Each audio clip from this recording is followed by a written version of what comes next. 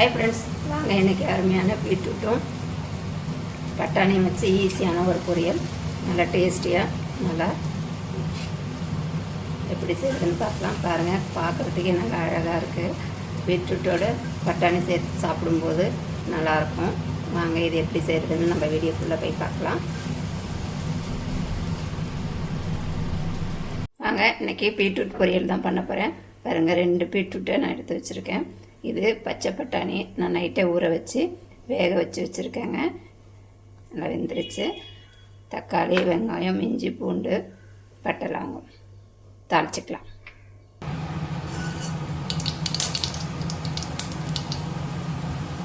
எண்ணெய் காஞ்சிருச்சு, கடுகும் அடிச்சிருச்சு.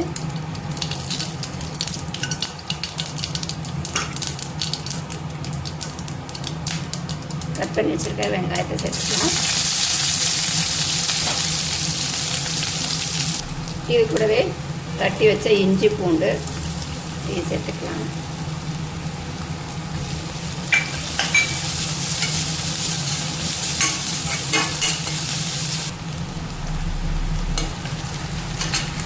இப்போ தக்காளியும் கருவேப்பிலையும் சேர்த்துக்கலாம்.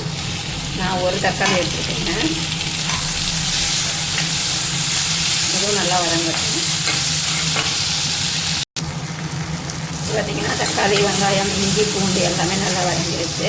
நல்லா பீட்ரூட்டை நான் குட்டி குட்டியாக கட் பண்ணி வச்சுருக்கேன். அதையும் இது கூட சேர்த்துக்கலாம்.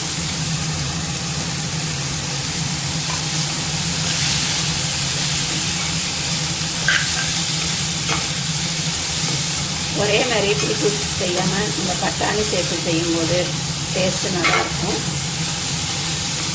இந்த பட்டை, லவங்கம், கரம் மசாலாலாம் போட்டு செய்கிறதும் நல்லா டேஸ்ட்டாக இருக்கும். இந்த மாதிரி லஞ்ச் பாக்ஸுக்கு செஞ்சு கொடுங்க. இன்னைக்கு பார்த்திங்கன்னா நான் சாம்பாருக்கு இதை வச்சுருக்கேங்க.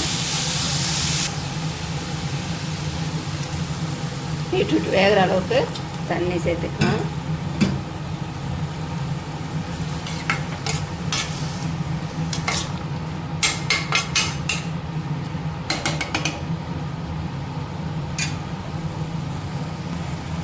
இது கூட ஒரு 2-3 புதினா இலை சேர்த்துக்கோங்க.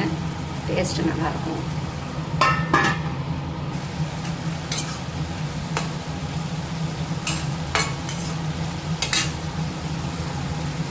இது வெந்துருச்சு, ஓரளவுக்கு வெந்துருச்சு. நம்ம வேக வச்ச பட்டாணியும் இது கூட சேர்த்துக்கலாம்.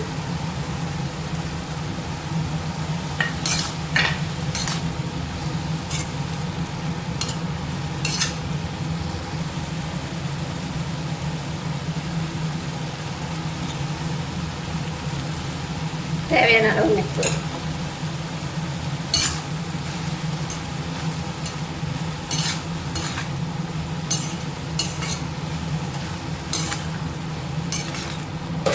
நான் காரத்துக்கு பார்த்திங்கன்னா மிளகாத்தூள் சேர்த்துருக்கேன். கொஞ்சமாக சேர்த்துக்கலாம்.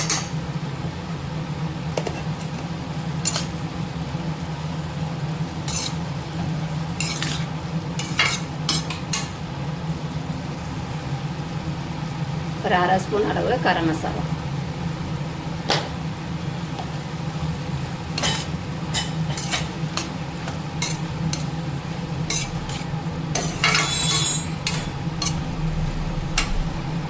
அவ்வளோதாங்க. காரத்துக்கு தகுந்த மாதிரி மிளகாத்தூள் சேர்த்துக்கோங்க. ஏன்னா பீட்ரூட் இன்றைக்கி தான் செய்யும், அதனால் காரத்துக்கு தகுந்த மாதிரி மிளகாத்தூள் சேர்த்துட்டு இந்த மாதிரி நல்லா கிளறி விட்டு பச்சை வாசனை போகிற வரைக்கும் நல்லா கிளறி விட்டுட்டு லாஸ்ட்டில் பார்த்திங்கன்னா தேங்காய் துருவி வச்சுருக்கேன். இதையும் இது கூட சேர்த்துக்கலாம்.